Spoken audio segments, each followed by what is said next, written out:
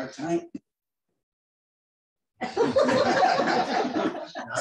Okay, I'm not going to start over. Continuing in the focus of worship today, these workshops are a time in the wilderness.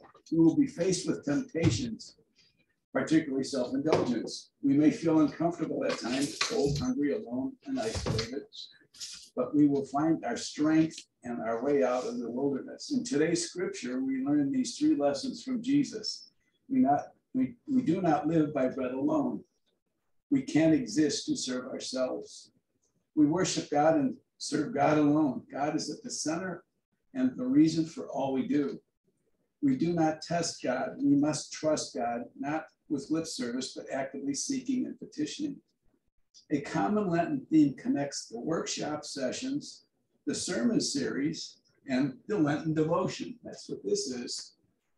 I think there were 3 of them left. If there aren't any more, I think that they're on Facebook, and then I think they can be downloaded, and we may print some more. I encourage you to take advantage of all 3. To a great extent, these sessions are driven by discoveries made through the efforts of our TPER team. The first one is what was, churches filled by incoming. The second is what is, churches emptying, generations now in church. The third is what can it be, churches filling by outgoing. And then there's where we are now, and there are 2 paths. We're kind of at a crossroad.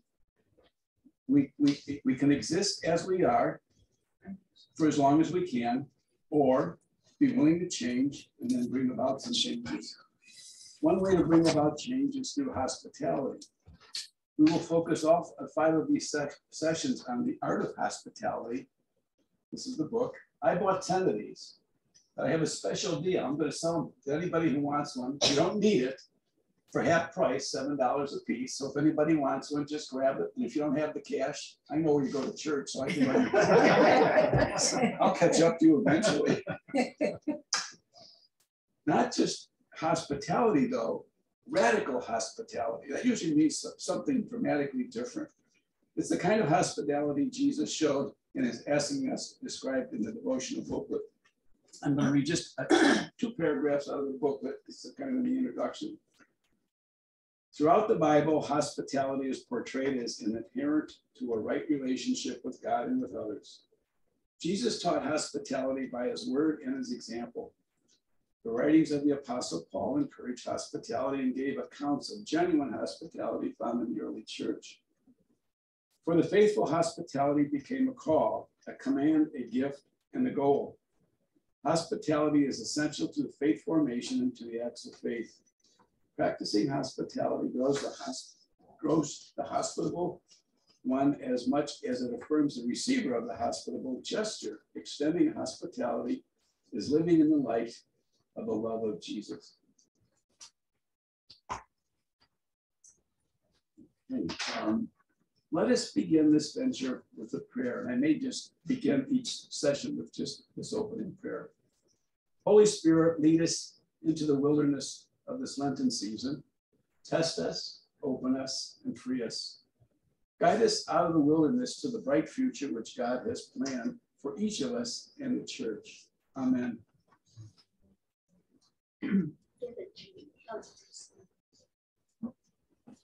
The first chapter is titled Inward versus Outward Churches. Are we a church stuck in the past?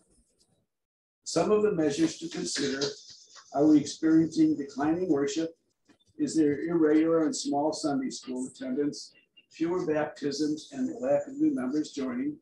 If that describes us, we have a resource, the art of hospitality, that says we can change. We must change. Jesus was outward focused, always giving attention to the marginalized, the outcast, those in need, those with questions of faith, that kind of outward focus that has the power to transform our church. And it's the path Jesus calls us to travel. Are we ready to answer Jesus' call to fish for people, and in so doing, following the Great Commission? We will contrast the inward versus the outward church. Tom Rainier, through extensive research, has developed 10 common traits among inwardly focused churches. The first is called Worship Wars. Members demand that the order of worship and their preferred style of music take precedence over expressions and styles that might connect with the unchurched people. I guess I will add an editorial note.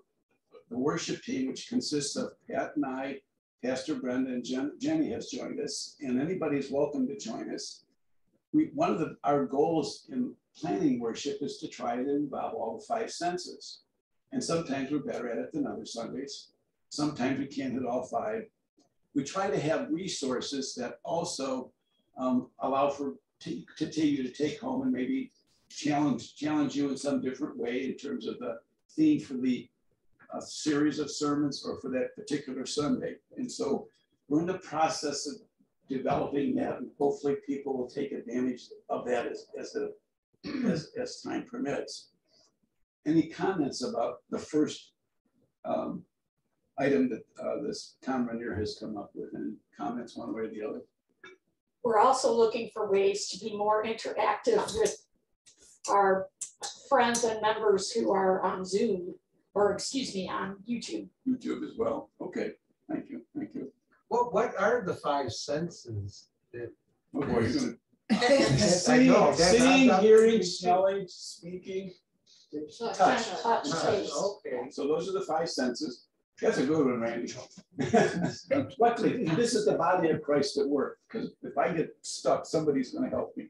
And I will get stuck. I just know that. I was going to say, over the years that I've been at church, I think the change in the order of worship and how it has changed quite a bit, but it just takes time, and people always complain, which, you know, I think that has to, because just to complain because it's a change. Change is never easy. It's never easy. I'll give you an example. I don't know, very many of you are familiar with a publication called Bottom Line. I've been a subscription member for 30 or 40 years. It has business kind of topics, medical kinds of topics, tax kind of topics. And I find it to be very interesting. About a year ago, they changed their format. And people complained so much they changed it back. And I thought to myself, why did you do that? I'm hooked. I didn't like the change they made, but I like the content of what they provide with every issue. It comes out, I believe, 24 issues a month. And so I said, I'm hooked on the content. I don't care. I don't like your new format, but I can adapt. So I'll just share that story. The next one is prolonged minutia meetings. Committee meetings focus on inconsequential items while focus on vision, strategy to reach new people and meet the needs of the community are really the topics for discussion. And I suspect all of us present have served or are serving on a mission or council. And some meetings are super duper productive and some we go down rabbit holes. I mean, that's not unique to this church. But it is a challenge sometimes. And so any comments on that? I think it's safe to widen your perspectives and think differently. Right. And bring people back, you know, instead of, okay, we're going down the rabbit hole, let's focus on what the issue is. And but yeah, and the real been there, done that. Sure. The real challenge is being the chair, or in the case of council, the moderator. And sometimes the Holy Spirit enters the meeting and she just has some really wild things going on. And so you don't want to cut the discussion off. But if you're repeating yourself, then that tends to slow things down. Now in council, we're trying something to follow Robert's Rules of Order more literally. And basically when someone asks a question, for example, we can't let that person talk until everybody has had an opportunity. Now that doesn't mean everybody has to speak, but it means that before someone can talk again, we give opportunities for people who haven't had a chance to speak. And sometimes we get so caught up, whether it's a council or in a ministry team, we start interrupting. And then in effect, that's rude. I mean, I'm just being blunt, it's rude. But I'm as guilty as the next one. So Larry is rude too. So I'm not saying I'm a saint and everybody else is imperfect. But we need to try to listen more. And I say listen, sometimes I listen, but I'm hearing, but I'm not listening. And it's a two-part thing. The next one is a facility focus. A top priority, that's number 3, that the church is keeping the building, furniture, and grounds intact as is.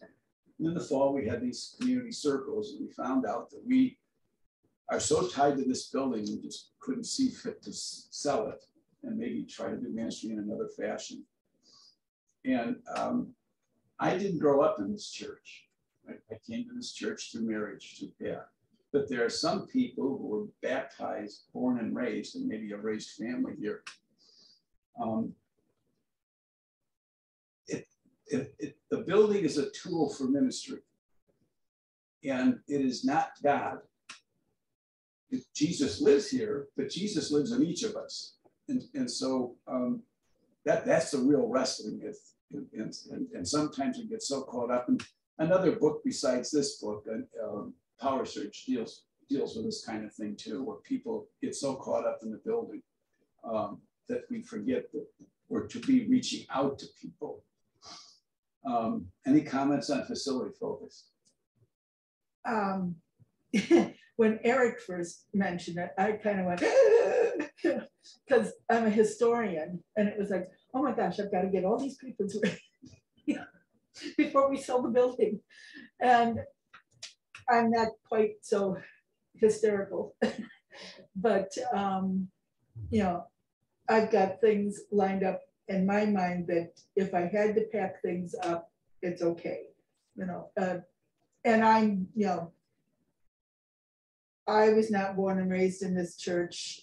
I've attended, you know, 4 or 5 other churches, and you know, you do get an emotional attachment to the building, but I think we all have to learn to also be able to let go when we need to, and I know that's hard. The only piece of that I saw that I think went along with that was when the decision was overall, we're not ready to sell it. We certainly are very welcoming and opening and wanting others to come and use the building as an outreach to other people. And not necessarily just for another start of a church. It could be a Boy Scouts office. It could be you know, an insurance office in one corner. But we're hoping to align with, you know, values and that are similar to ours. Yes, Phyllis. Along with what Lee was saying, when we were at those meetings, I didn't have the feeling so much that we were so attached to the building and we had to stay here. And I too was not raised in this church. So I mean, the building itself and the history isn't as important maybe as to some others. But I have the feeling that the building is an opportunity, a facility for us to welcome other and maybe include people in outreach and that type of thing. That we have a lot of room here that maybe could be useful for creating some different outreach programs and so on. Yeah, definitely. Phyllis is one of the members of TPER. So is Stephanie. And if I left anybody else, I think that's just the 3 of us. Okay. I'm going to move on if that's okay. I just want to summarize a little bit what people have been saying. I don't know, Jill, can you hear? Have you heard all the discussion? Could you hear everybody? Okay. Yeah, okay, then she's okay. Okay, then. The next one is program driven. Number 4, programs are only focused on the desires and interests of the church members. So no margin of time, budget, or building resources is available to focus on starting a new ministry that meets the needs of the community. Any comments on that? Jenny? I have a comment on that, and it kind of directly relates to the building usage too, that our community is messy. There's poor people, there's homeless people, there's people that are addicted. I mean, if you look at any of the data on the 12 to 21, talk to anybody who has a kid, at Lockport High School, there's violence, it's not like it was 20, 30, 40 years ago when I was a kid. Lockport is messy, Joliet is messy, Crest Hill is messy. And so having programs that meet the needs of our community and opening our building up might not be the programs that we're used to seeing, and then it might not be opening up to the people in the community that really, really need our help. And I think that's something that we all need to recognize. If we're serious about doing that, we need to be serious about the people that are out there and really need our help. Where the needs are, yeah. Debbie, I saw your hand go up. I think that we have been real open. I'm on the mission committee. And as you know, we have a pantry that is not necessarily for us. In fact, it's supposed to be really kind of filled by us to give away. Yes. One of the best holy words that I have heard in a long time is that's what it's there for. Amen. Yes. Amen. And I say that over and over again because it hit me like a ton of bricks that those were holy words. Some years ago, we also were chosen if there was a huge crisis that would be on our tollway or going in, our church would be used as a gathering spot. I remember that.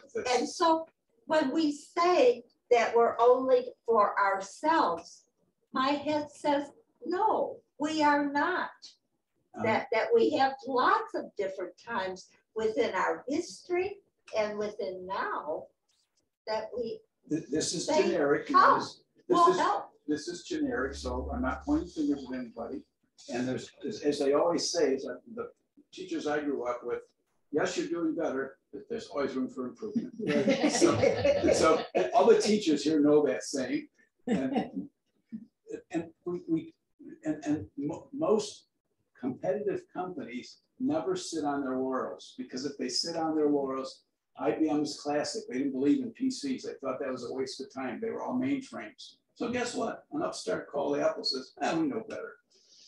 Go ahead, Jenny. No, I was just going to say, I have an example of something that if we wanted to do it to reach out to the community, in Lockport, there's areas that are designated as heating centers and cooling centers, that if the temperature hits a certain degree, the building is opened up and the air conditioning's turned on and there's water available. Sure. Same thing if it hits a certain low degree, it's the opposite. There's coffee, hot chocolate, blankets. Every year, Lockport, the Will County Emergency Management, I don't remember all the letters, but they update the list of places and they have a map that they distribute. And that's something that I share on the Facebook page. I'm going to stop you, not because your ideas aren't good, but we're not here to start fixing things. I understand. I just wanted to, but this goes to what you're saying. If you give me like 30 more, like 10 more seconds. We're on the list. Yes. But we're inactive because we don't have anyone that commits to opening up the building and being here to supervise. Sure. And so when you talk about reaching out, I thank you. That's the point I was trying to get across, that it's great to say we're on a list or whatever, but sometimes I feel like the back, and I'm guilty of it too. I can't be here 24 hours either. No. Okay, that's all I wanted to say. You have a family, I get that. We have to remember the context of who we are in terms of our fashions, our gifts, and our availability. And so when we can match all of those, that's when we can get a good fit. But since we do have most of the ministries represented here, please continue to wrestle with this. And remember, this is chapter 1. As we move along in the book, we may think about these things again. These are just kind of, to the opening reader, these are just kind of questions to kind of help you kind of get focused a little bit. So I'm going to move on to the next one. Inward focused budget. A disproportionate amount of share of the budget is used to meet the needs and comforts of the members instead of reaching beyond the walls of the church. The same things that we just said about program driven apply to the budget. We do have a line item for OCWM. There were times when we had fundraisers that allowed us to give more to OCWM. but we've always had a line item budget for OCWM. And there's some of us who've been strong advocates for our church's wider mission. I should just say OCWM, our church's wider mission. We get all caught up in mnemonics. And so we do have some advocates who serve in ministries and on council for our church's wider mission. And so those two are really driven together, I think. And my only comment on an inward focused budget, and it's not exactly fit in here, but the word budget, so that's where I'm going, it is, I'm not a member of the balanced budget club. I want a balanced budget, but I won't worship it as the God of the church. And obviously this year we passed a budget with a large deficit. We had a large surplus that will fund probably most of that deficit. And the real challenge is, as we decided not to sell this building, it means that we have to find a way to fund it. One way would be if we find partners for the building space that's available, that could help us. The other part is, I'm going to just indicate that there's some stewardship things we can do. And one of the commitments I've made to the stewardship ministries is to help develop basically a year-round stewardship effort. I haven't started that yet, but that's something I've committed to do, being on the stewardship ministry now. Can I move on, or does anybody? Yes, Pastor Ben. Giving to OCWM is important. It is not mission for this church. No. Mission for this church is Lockport and Joliet and Crest Hill and Romeoville. So giving money to things is important and necessary, but it is not reaching out to this community and these needs. I just want to make that clear. Okay. Yes, Jill, thank you. I just have a quick question, Larry. What was all I kept hearing was budget, but I know that there were two words before that. I couldn't hear what those two words. Inward focused budget. Inward focus. Okay, thank you. The next one is inordinate demands for pastoral care. All church members deserve care and concern, especially in times of need and crisis. Problems develop, however, when church members have unreasonable expectations for even minor matters. In the book Power Surge, we learned about what I call peer pastoral care. And peer pastoral care helps the pastor. In Power Surge, the concept is disciple-driven versus membership-driven. And in the membership-driven church, there's a high demand for pastoral care 24/7, I'm exaggerating. But there are cases where there's peer, what I call peer counseling or peer pastoral care. And each of us has been given gifts. And I've seen it work, for example, in Worship and Wonder, how we match up big brothers and little sisters, and big brothers, little brothers, big sisters, little sisters, and how that really helps the people who are like the directors and the counselors to really help that ministry. Any comments about this? Number 6, inordinate demands of pastoral care. Any comments on that? Well, you used to have the Stephen Ministers, is that We did have Stephen Ministers, yes. Yes, we did have that.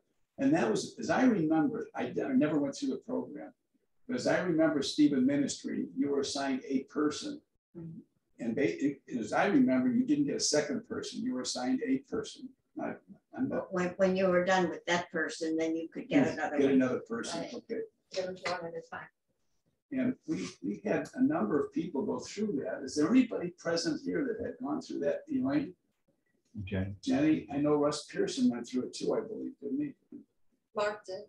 Did Mark too? Okay, good, okay. Shirley Stevenson started. She started, yeah, she and Tom Ewing. Doris was a... Yeah, Doris too. Yeah, she and Tom Ewing went. Yeah, I remember that. My dad was involved. Yes. Oh, yeah. Thank you, Andy. Thank you. I forgot. He was in, yeah, well, he was involved in a lot of things when he was here, that's for sure. The next one is 7 is attitude of entitlement. This issue could be a catch-all for many of the points named here. The overarching attitude is one of demanding and having a sense of deserving special treatment. Any comments? I guess I've experienced that sometime in my sense being confirmed in all the years I've been here, but I don't get that feeling from anybody now. Okay, we'll move on to the next one. Number 8, greater concerns about change than about the gospel. Change is hard for all, but when needed, change meets resistance from members. It becomes a barrier to participating in the work of sharing the gospel. Pat knows I hate change. She changes a lot of stuff at our house all the time. But we've been married 48 years, and so I've gotten used to it. I say yes to her a lot. and as you wish. That's always why. And I'm sorry. Very wise words. Yes. But change Yes. makes you more adaptable in the Yes, long run. it does. So there's, I mean, people see it as a negative most of the time, but it's hard to see the positives that can come out of. The change, I'll speak for Larry, because when I say you, then that implies I know everybody intimately. Larry fights change most of the time, but there are some changes that happen in life that you have no control over. I got laid off once. I was mad. I got really mad. I found another job, and it turned out to, looking back, hindsight, it was the best thing that happened to me. I suspect some of the changes this church has made since COVID are changes. If we would have said, Council, we want to consider going live streaming, or I'm just making stuff up. We might have fought it tooth and nail. But when we got closed down, Pastor Brenda was doing it from her house, recording from her house. Then we started to record on Thursdays, and that was a challenge. And now then we started to live stream, and some of the things that have happened with live streaming, where we dropped the ball. There are some churches who basically have closed and are still closed. There are some churches who, because they don't have the technological resources in terms of dollars and cents and people with the gifts, St. Paul's in Manhattan, they're just starting, I believe, to live stream it because somebody, I don't know how they got somebody, but they got somebody. But for a long time, they weren't doing any live streaming. But there's what I said earlier in the very beginning of my orientation. We're at a crossroad, and if we want to be as we are today, let's own it and say that's what we want. We'll shut TPERC down because TPERC is hoping that we can make some changes through outreach, through hospitality, through this 8-week or 8-session thing with Brandon, which the ultimate goal will be when we get done, we'll know who we are. That should help us out with a lot of stuff. I've been talking. Anything else? Anybody wants to say something about change? Well, I remember when Eric first suggested, I've got to breathe. When Eric first suggested that the Sunday school class pick out Bible story the first Sunday of the month, work on it the next 2 or 3 Sundays, and then present it the last Sunday of the month. And we in Christian Ed just went, what? What? And we've come so far. The kids, take it up. And today, I suggested, Pat had to help me put together a session for Palm Sunday, because I had kind of run out of ideas, and I know you had talked about it in worship, whatever you call it, the worship committee. Worship planning, yes. And so we went with that, and I only had 2 kids in class today, and they said, yeah, sure, we'll do that. They're very accepting of what we want to teach, what they want to learn. They're very they question a lot of things. They're getting to learn a lot more than I ever did going to Sunday school, I think. And the adults, I think, when we present something in worship, really enjoy seeing the kids, what they have gotten out of it and what they have put together. I appreciate their energy and passion. Whenever they do anything, I appreciate their energy and the creativeness. That Tower Babel, thank you.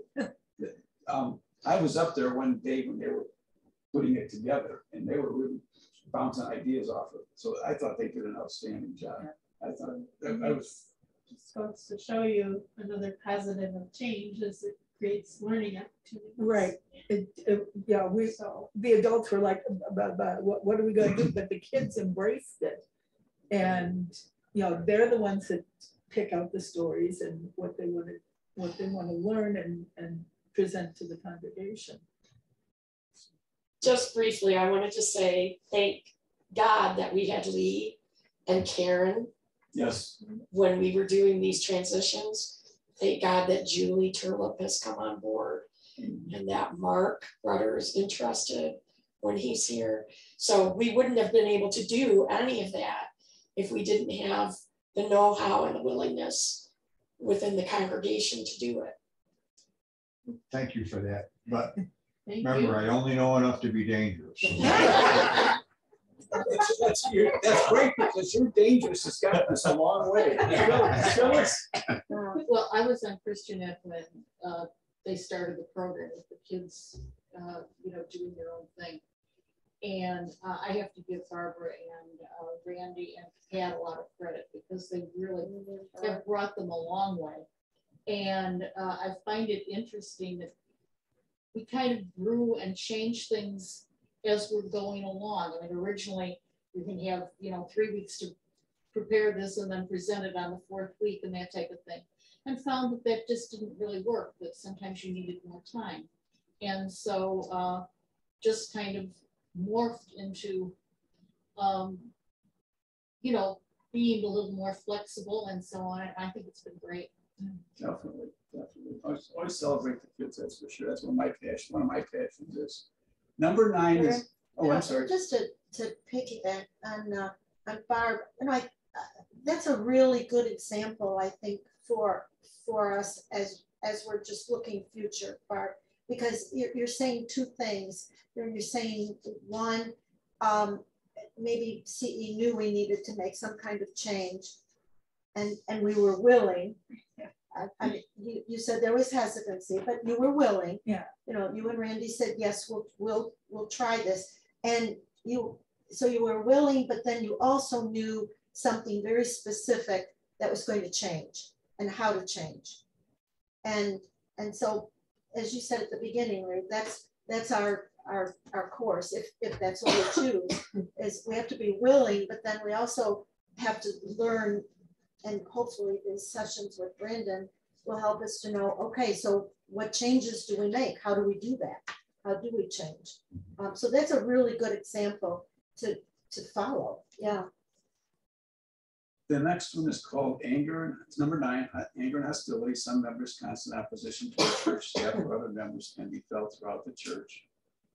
And I guess to some extent we addressed that on October 16th when we came up with our covenant, and so I think that's been addressed, and we've since had a modification of it, and so it's something that I think we need to hold up in our meetings and hold up and publish it and place it. It's in the I think it's in the weekly e-blast, and it's probably going to be in the guide too. And so that's something that we really, you know, basically it's how do we play nice together, and how do we do ministry together? And how do we, you know, how do we be the body of Christ that God calls us to be?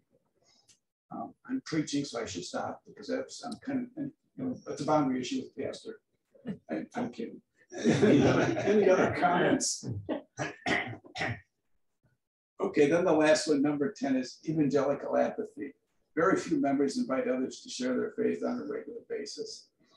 And I would say, this is Larry speaking, my opinion of the UCC is we have no expectations. This book has some expectations. Power Search has a lot of expectations with their 6 marks of discipleship. This is what we are, this is what we want.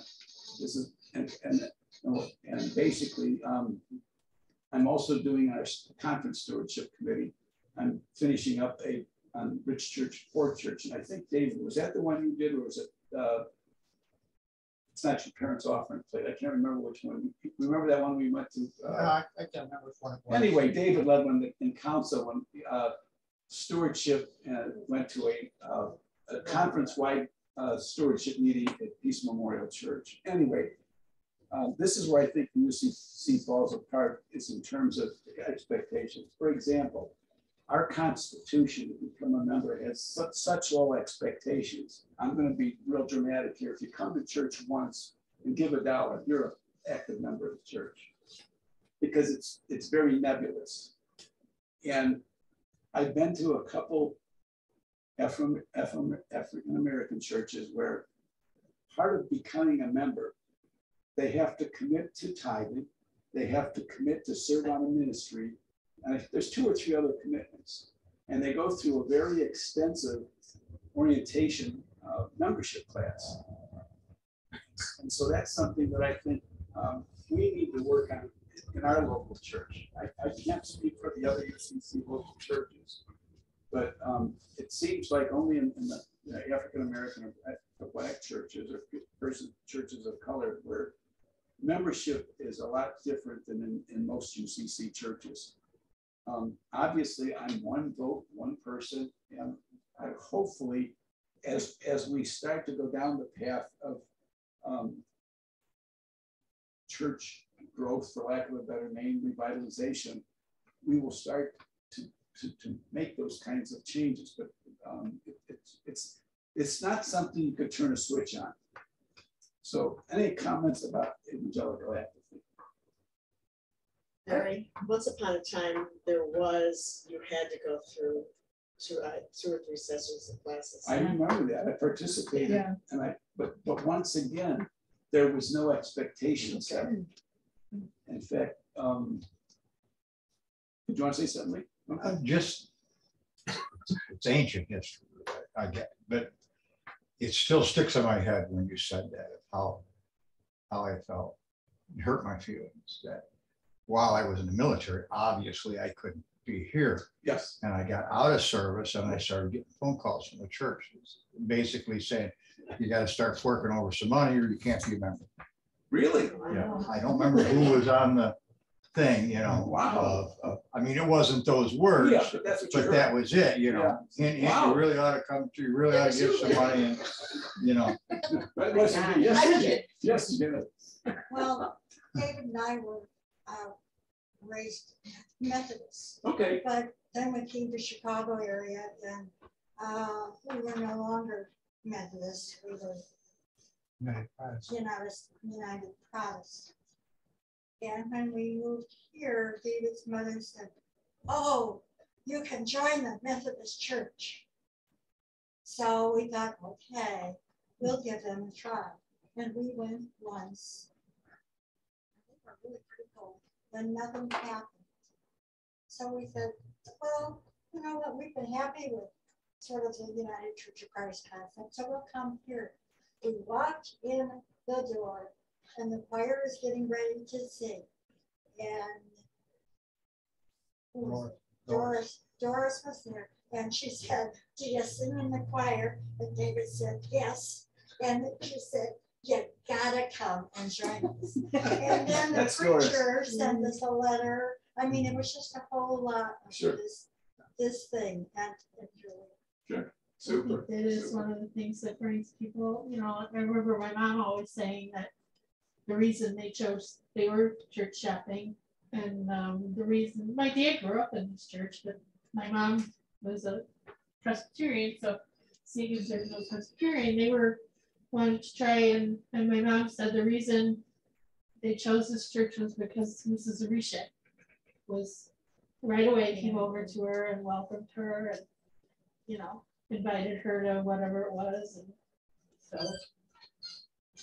and I always think of John, he was so wonderful.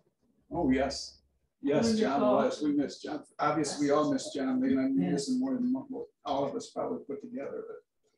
But yes, it's usually when like the experience that David and Janet had, or like the one you mentioned, and I'm sure there are some people who came into the church that have those kind of experiences. So we know we can go there. We know we can go there. Well, maybe people just who aren't as, you know, I want to say, you know, some people aren't as comfortable approaching someone they don't know or introducing themselves and all. And, you know, there's something we all can work on. Right. I mean, I have one of my siblings who is terrible when you're out and you run into somebody doesn't introduce, you know, I end up introducing myself always, you know, and she just forgets, I think, but yeah, there's different reasons, but that's something that can be awkward for a lot of people. So maybe we all need a little instruction on what's the best way to stay tuned. Oh, okay. Larry? Yes. When Richard and Patty came to church the first time, I happened to sit in the row right in front of them. Think of when our hymns came, and this beautiful bass voice is right behind me. Whoa. Yes, definitely. Larry, Yes. The thing, you know, so far our stories are people came to us, and I don't know if that's going to happen. I don't know if it's going to happen. And I don't know if you'll get into it because I'm married to a T-Perk person. I hear all of this T-Perk stuff, and some of the statistics that they've studied are frightening. It's really amazing how many unchurched we have in our midst, and we're talking generations now. I keep thinking, you know, who is going to tell the story of the gospel?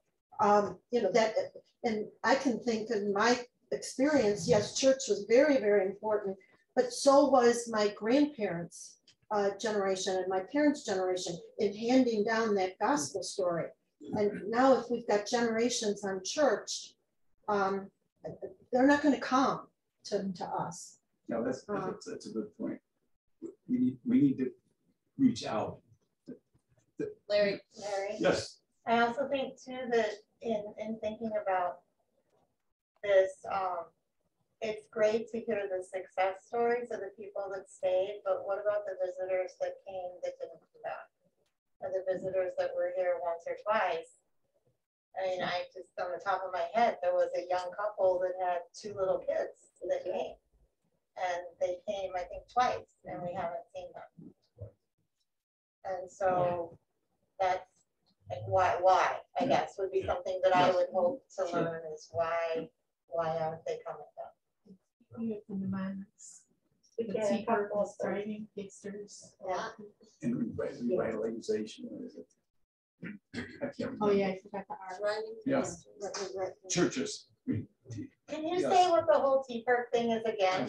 I'm just trying to remember. Driving pastors in revitalizing congregations.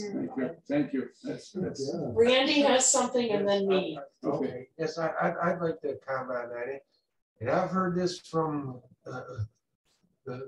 many different people. They say, I don't go to church because every time I've gone, all they want is me to do is have a commitment or give them money in it. And I know, and they don't really understand everything about that. But like you're saying, well, if you can't join unless you do these classes and that.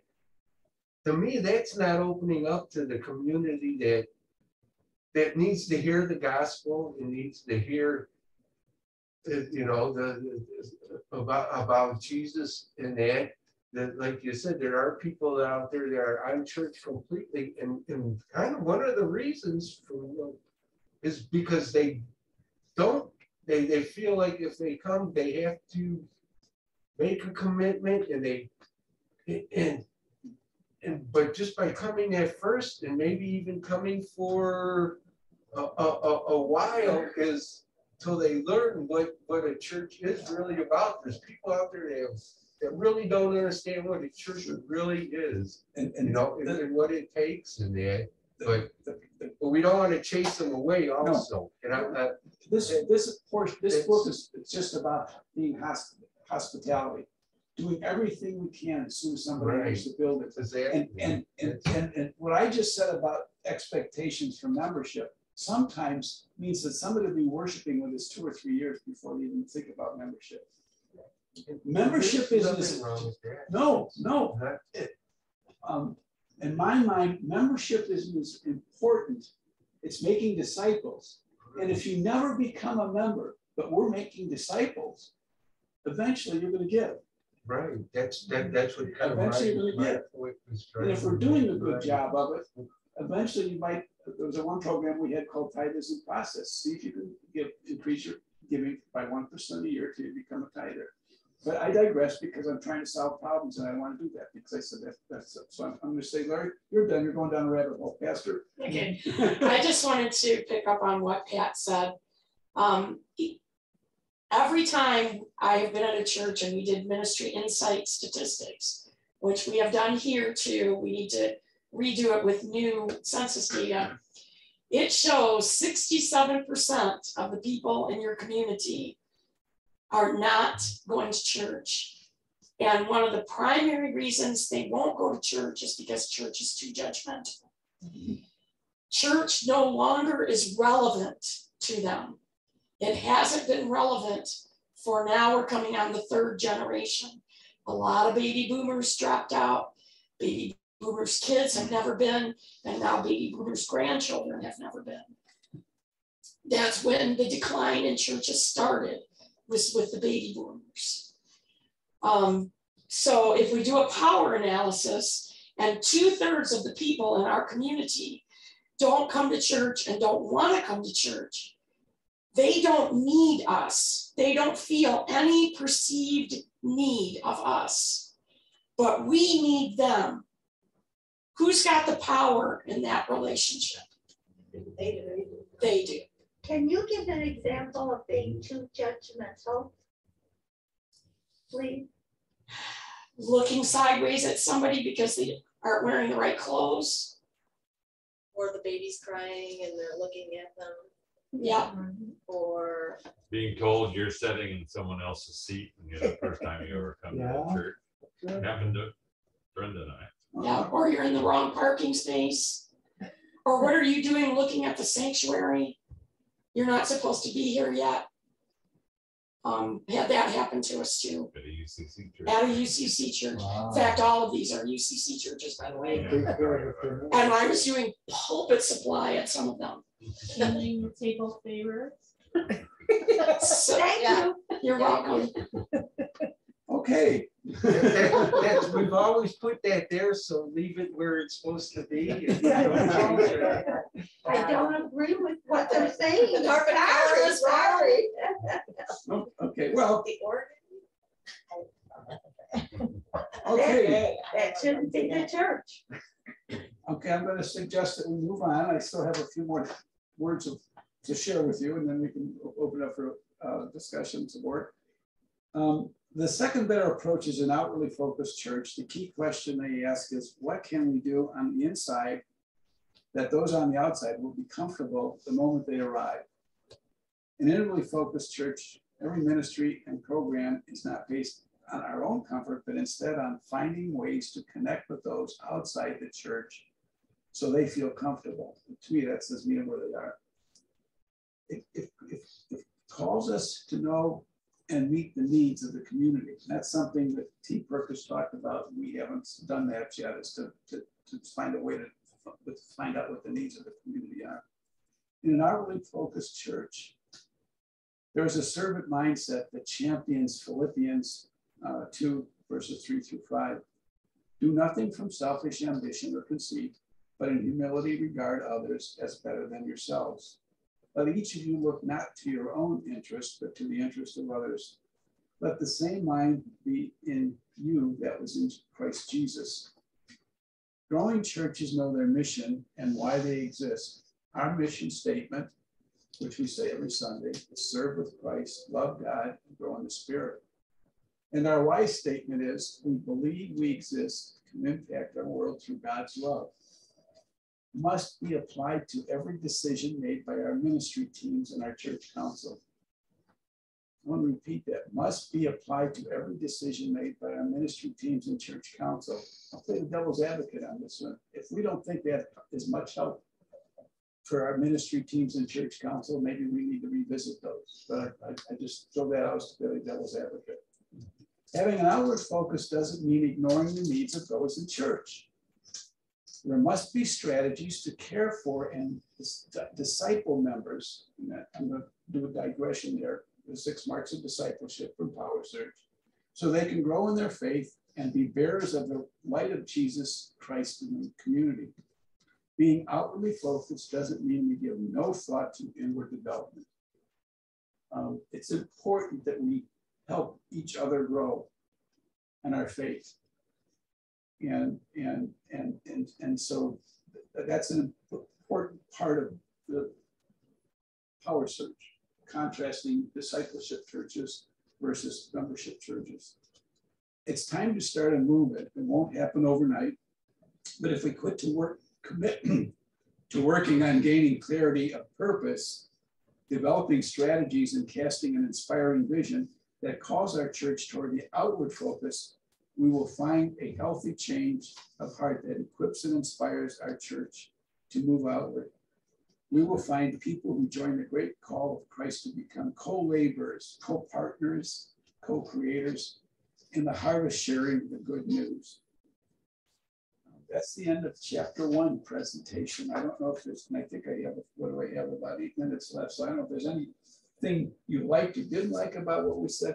And remember, those 10 things we just went over were just kind of to whet your appetite, get you thinking about what we are doing right, where we can improve. And as we go through, there's 8 chapters in the book. We only have 5 sessions, so some chapters won't get addressed. But we're hoping in the 5 sessions that there are little things that we can do that will improve our hospitality. So when somebody does come into the church. Well, I often think for myself that most of the people that are in my life are church people. So maybe I need to, all my friends from college go to church, and they don't live around here. All my friends from high school that I keep in with also all go to church. Some of them do live here, but go to St. Dennis or St. Joe's.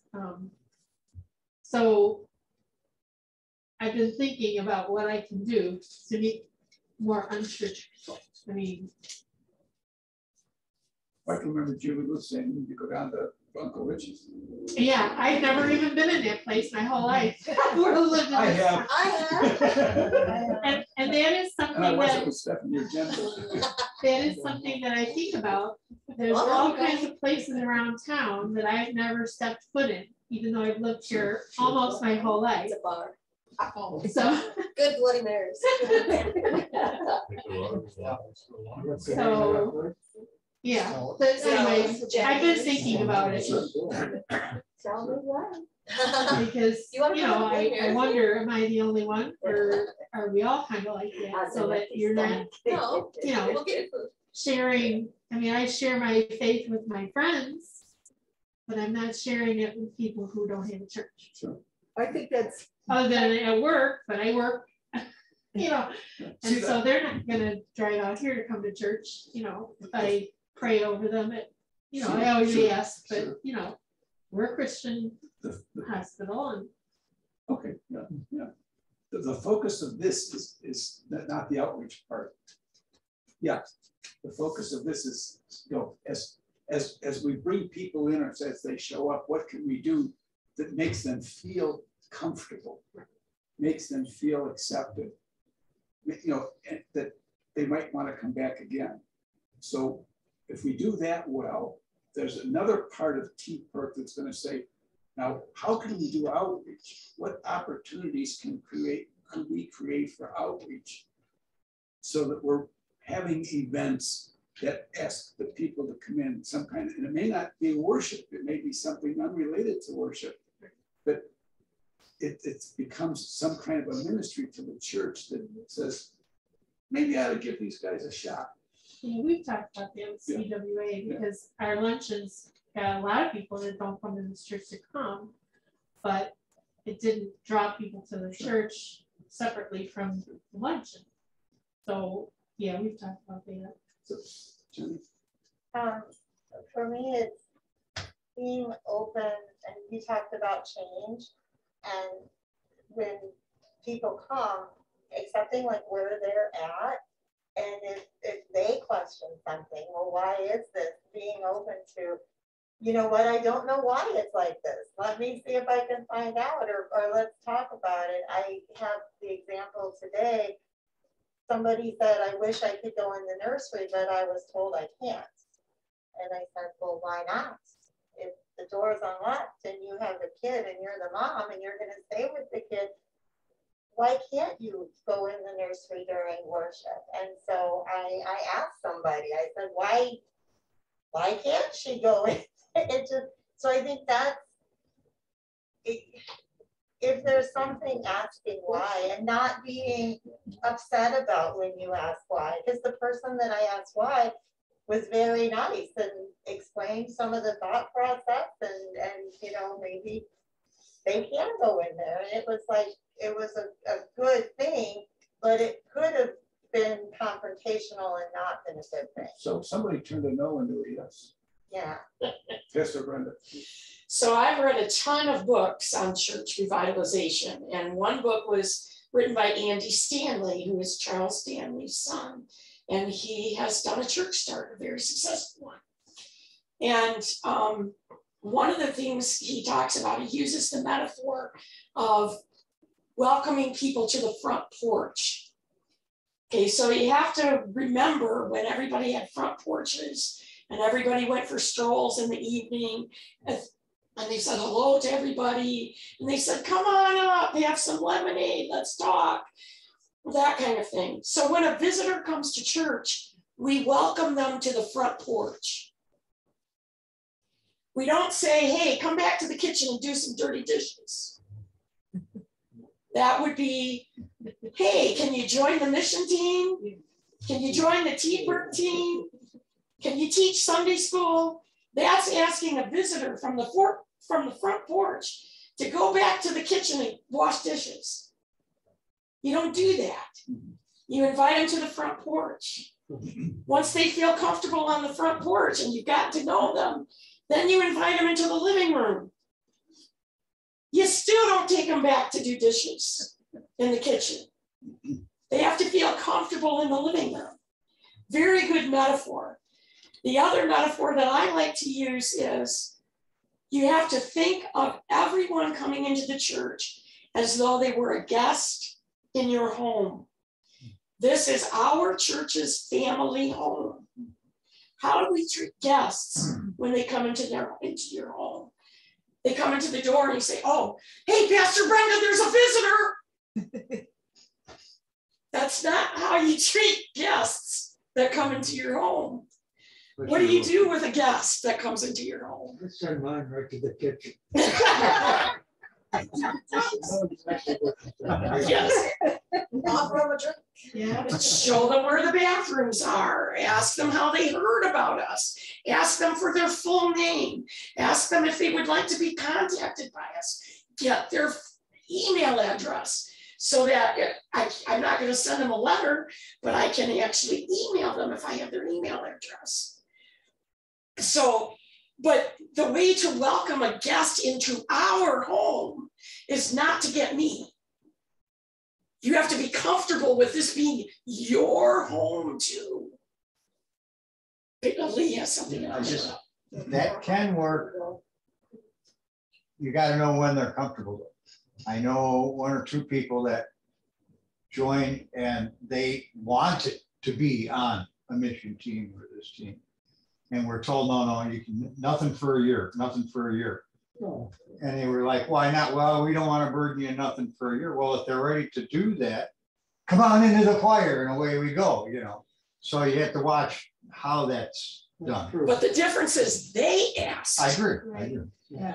When we ask, when somebody comes on the front porch and say, come on, let's do the dirty dishes in the kitchen. No, I understand that. Yeah, I think that's a big, like, the comfort thing, but I think that goes right back to not our expectations, but their expectations. Like, why do we need a rule about who can, like, when you can serve and how you can serve? Okay. We had a period within our church not that long ago where we're really known as the Church of Hospitality. And we would have different types of events that happen.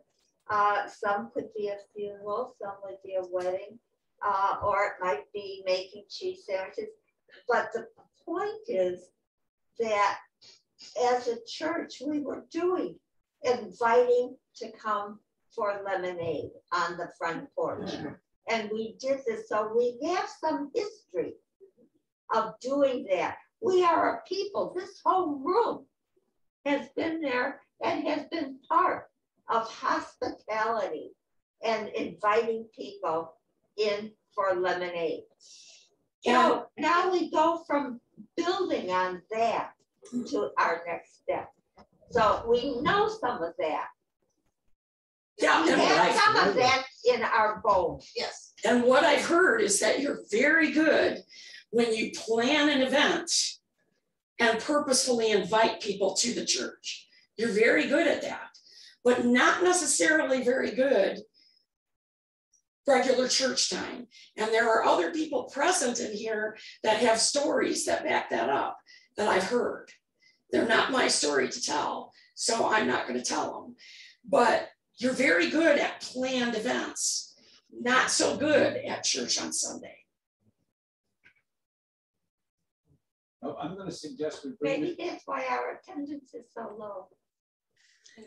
Well, and we really need to, if I may, we really need to watch how we talk to each other, because if I'm a visitor coming in and I see a couple people sniping at each other over there and a couple people sniping over each other over there, I'm thinking, this is church. And I grew up that you put on your best face when you go to church, you know, and you're right, Pastor Brenda, you know, and we got to be careful with our young people. And I have a young person myself.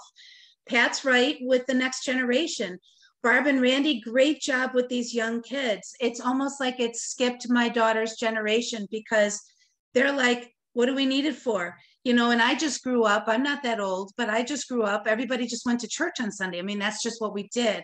My daughter grew up, they had dance recitals on Sunday. They have soccer games, they have baseball games, they have everything else that's drawing them away from the church. And so Barb and Randy and CE, when you guys are doing all this stuff, I see how exciting it is. And I don't know if you see us texting on YouTube, but we're so excited to see 3 little kids get up in front of church and sing, with one of them taking the mic and saying, yay. You know, it makes us joyful. It makes us happy. I love that. I love that. So change is hard. Sitting in my house is hard. I have to do what I have to do. But people like Lee and Julie and Mark Rutter and all those people, and, you know, I call them our balcony angels, that allow us to participate with the rest of you guys. So change is different. I want to be in that crowded room, but I just can't. So how can we change and also reach out, like Pat said, to that generation that has been skipped? And then these next kids, their kids are not going to know anything about church. Who's going to tell them about Noah? When these young people don't know about Noah, who is Noah? You know, and you're just like, oh my gosh, how did they not know? But we have to watch just a couple of things. We have to watch how we talk to each other. Yes, you're right, Evie. We have done some wonderful things. I loved Godspell. I loved Jesus Christ Superstar. I loved all that stuff. Absolutely. And our sacred hospitality was awesome with that. That was great. But it's different. You know, we're in a pandemic, you know, or coming out of a pandemic. It's just different. Who would think that I'm going to be sitting here talking on a computer to you guys? Not in my head, but thank you, Lee, for letting me be here, you know? So I hear what all of you are saying. You're all right. We do have that history. Somehow we have to figure it out. Somehow we have to learn how to talk nice to each other. You know, it's hard. It's hard because, you know, it's stressful. Pandemics are stressful. Jeannie, I can't imagine what you go through every day. It's very stressful. And we don't want to take it out on each other, but we also want the people that are coming in not to see us kind of sniping at each other or whatever. We just, you know, my mom would always say, talk nice. So, okay, Larry, I'm done. I'm going to say a closing prayer so we can bring this to a close. And next week we'll probably be in the fellowship hall. I'm going to go play with my train, I think. So I need to show somebody how to do that. Okay, maybe you could between now and then. Okay, I'll volunteer. Okay. Because I want to make it be easier to spread us out, I think. It is now you'll end up using the camera that's on the laptop. So so we give up that piece. You give up that piece of it and you end up like everybody's way over there, like it was for the first meeting. Do you think if the group stays this size, can we continue to meet here? Yeah. Are you guys okay with that? A couple more chairs even. We'll meet here then again. Yeah, and Larry, you need to be closer to the microphone, Larry, because I can hear everybody else. But when you're saying you're number 1, 2, 3, I can't hear you. I wonder, I don't know if there's enough cord. Can I move the laptop closer? John, you can put it, there's enough to go all the way over there. Okay. Got enough cord? Okay. No. Just for people, you know, watching the video. You're not using the laptop's microphone. You're using that. Oh, that's the microphone there? Right. Oh. Which is designed for a room. I think it might be more just projectable. You know, should I get closer? Should I maybe stand underneath the screen? I think you could have talked a little bit You louder just gotta, anyway. you know, we're always picking on you. You gotta project louder, Larry. I don't know that I can do it for an hour. I will try my best, but I might try to get close. Which you could be a little closer or. Pat wants, we have this box with a microphone. I'm afraid if I use the box with the microphone. We'll work this out. That means I have to say yes, dear. I'm going to say a prayer and then bring this fun party to an end. Can we please bow our heads, please? Holy Spirit, lead us into the wilderness of the Lenten season. Test us, open us, free us. Guide us out of the wilderness to the bright future which God has planned for each of us in this church. Amen. Amen. God bless, be safe. Yeah, you too. I think it might be, Larry, this microphone. Thank you. Is like Bye, this Jill. way. So. Bye. Thank you. Bye-bye. Maybe more in the middle's better. I'll experiment. Okay. But there you are.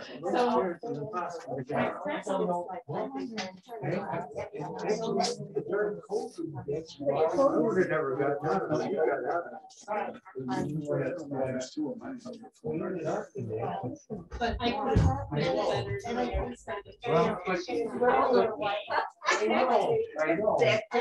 Did you stop recording? The balance that. Yeah, I know. I